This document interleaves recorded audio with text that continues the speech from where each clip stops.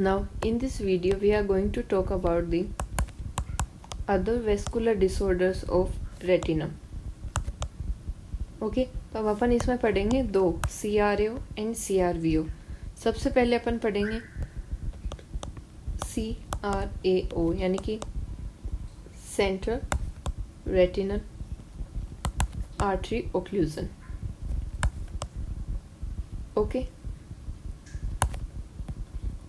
और इसमें अपन सबसे पहले क्या देखेंगे, कॉजेज ऑफ CRAO. ठीक है, कॉजेज में अपन देखते हैं तो मोस्ट कॉमन जो कॉज होता है वो होता है एथेरोस्क्लेरोसिस.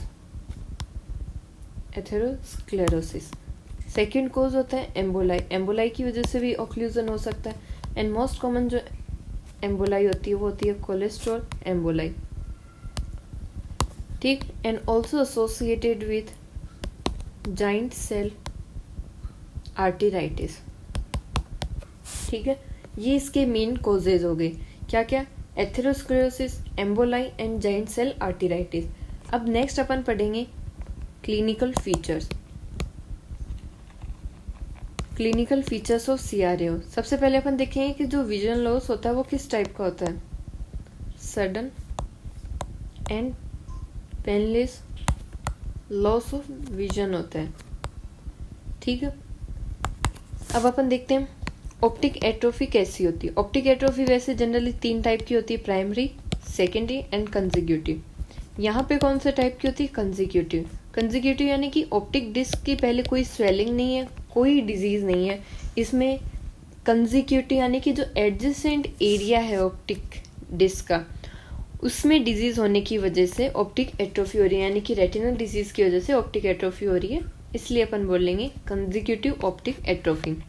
जो प्यूपिल होता है वो इसमें कहलाएगा मार्कस गोन प्यूपिल. ठीक है, अब अपन देखेंगे फंडस अपीयरेंस. फंडस अपन को कैसा सीन होगा? पेल फंडस सीन होगा. कैसा सीन होगा? पेल फंडस सीन होगा. और सेंट्रल रेटिनल आर्टरी ओक्लूजन में जो ब्लड कॉलम होता है उनका सेगमेंटेशन भी सीन होता है अपन को. Segmentation of blood column. ठीक है, और वो अपन को कैसा अपीयर होता है? Cattle tracking fundus. ठीक है, फंडस पेल होता है and segmentation of blood column होता है, जिसकी वजह से अपन को फंडस दिखाई देता है, cattle tracking fundus. Cherry red spot मिलेगा अपन को मैक्यूला पे. Cherry red spot at macula. वो क्यों होता है? Due to collection of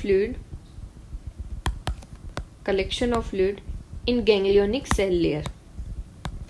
collection of fluid in ganglionic cell layer. Okay, ये हो गया. अब अपन नेक्स्ट पढ़ेंगे ट्रीटमेंट ऑफ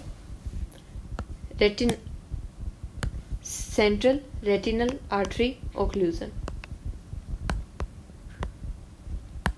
ठीक है, अपन ट्रीटमेंट देखेंगे. ट्रीटमेंट में सबसे पहले अपन कंजर्वेटिव ट्रीटमेंट एक तरह से परफॉर्म करेंगे. कंजर्वेटिव मैनेजमेंट हो सकता है इसका.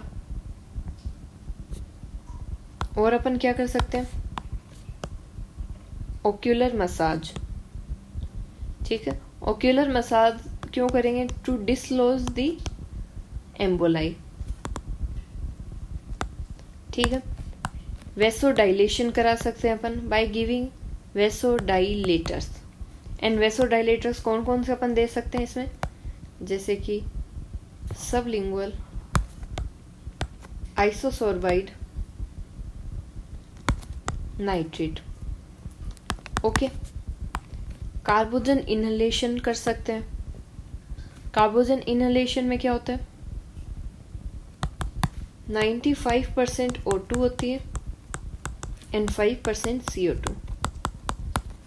ओके, एक अपन इसमें ट्रीटमेंट कर सकते हैं लोअर दी इंट्राओक्यूलर प्रेशर. और इंट्राओक्यूलर प्रेशर कैसे कम कर सकते हैं? By giving the IV mannitol and paracentesis. Paracentesis होता है एस्पिरेशन ऑफ एक्वस फ्लूइड. क्या होता है? Aspiration of aqueous fluid. ठीक है, तो इसी के साथ अब अपना क्या कंप्लीट होता है, central retinal artery occlusion. Next अपन पढ़ेंगे CRVO यानी कि सेंट्रल रेटिनल वेन ओक्लूजन। ठीक है, अब सबसे पहले अपन इसमें क्या देखेंगे, रिस्क फैक्टर। वही रिस्क फैक्टर्स इसके क्या क्या होते हैं, रिस्क फैक्टर्स बोल दो या फिर कह दो इसके कॉजेज। मेनली दो होते हैं इसके, नॉन इस्चेमिक एंड इस्चेमिक कोज। ठीक है, जो नॉन इस्चेमिक होता है वो क्यों होता है, due to stasis of blood. Stasis of blood होगा, स्टेसिस ऑफ ब्लड होने की वजह से क्या होगा, हाइपोक्सिया। ठीक है, एक होता है इसमें increase vascular permeability, vascular permeability increase. Vascular permeability की वजह से क्या होगा, लीड्स टू मैक्यूलर इडिमा, और मैक्यूलर इडिमा होते ही क्या होगा, लॉस ऑफ विजन। ठीक है, तो ये अपना कंप्लीट होता है non ischaemic type. Non ischaemic type में क्या होगा, स्टेसिस ऑफ ब्लड होगा, हाइपोक्सिया, वेस्कुलर परमिएबिलिटी इंक्रीज होगी जिससे मैक्यूलर इडिमा होगा, and then loss of vision. जो इस्चेमिक होता है उसमें क्या होगा, सीवियर हाइपोक्सिया होता है, सीवियर हाइपोक्सिया होता है जिसकी वजह से क्या होगा, leads to damage of capillary endothelium, leads to damage of capillary endothelium। अब नेक्स्ट अपन पढ़ेंगे clinical features of CRVO। Clinical feature, clinical features में क्या होता है, इसमें सीवियर फ्लेम शेप्ड हेमरेज होगा, सीवियर फ्लेम शेप्ड हेमरेज होगा जिससे अपीयरेंस फंडस की कैसी आएगी, tomato splash appearance, tomato splash appearance. और वो क्यों होती है, क्योंकि सीवियर फ्लेम शेप्ड हेमरेज होता है। एंड एक इसमें क्या होगा, रूबियोसिस आइरिडिस। रूबियोसिस आइरिडिस क्यों होता है, क्योंकि जो पोस्टीरियर सेगमेंट होता है उसके पास ऑक्सीजन की कमी होती है, तो वो ऑक्सीजन डिमांड करेगा एंटीरियर सेगमेंट से। ठीक है, एंटीरियर सेगमेंट से पोस्टीरियर सेगमेंट ऑक्सीजन डिमांड करेगा। उसके बाद में एंटीरियर सेगमेंट के पास ऑक्सीजन की कमी होने की वजह से क्या होगा, रूबियोसिस आइरिडिस, यानी कि न्यू वेसल्स का formation in iris and leakage of blood in anterior chamber which leads to trabecular meshwork blockage, blockage of trabecular meshwork। Leakage क्यों होता है ब्लड का, क्योंकि जो डूबियोसिस आइरिडिस से जो न्यू वेसल्स बनेंगी वो लीकी वेसल्स बनेंगी अपने, एंड लीकी वेसल्स होने की वजह से ब्लड का लीकेज होगा, ट्रेबिकुलर मेशवर्क का ब्लॉकेज होगा which leads to neovascular glaucoma, neovascular glaucoma. आया समझ में, का जो न्यू वेसल्स बनेंगी रूबियोसिस आइरिडिस की वजह से वो लीकी होती हैं। लीकी वेसल्स होने की वजह से जो ब्लड है उसका लीकेज होगा एंड ब्लॉकेज होगा ट्रेबिकुलर मेशवर्क का which leads to neovascular glaucoma. Next इसमें अपन पॉइंट पढ़ेंगे ट्रीटमेंट ऑफ CRVO।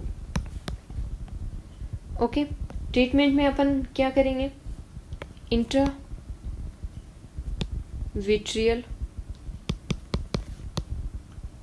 ट्राइमसिनिलोन देंगे। ठीक है, एंटी-VEGF ड्रग्स देंगे, एंटी-VEGF ड्रग्स यानी कि vasculo endothelial growth factors. Anti VEGF drugs में क्या आता है? बिवेसिजुमेब। ओके, तो इसी के साथ अब अपना वेस्कुलर डिसऑर्डर्स पार्ट 2 भी कंप्लीट होता है।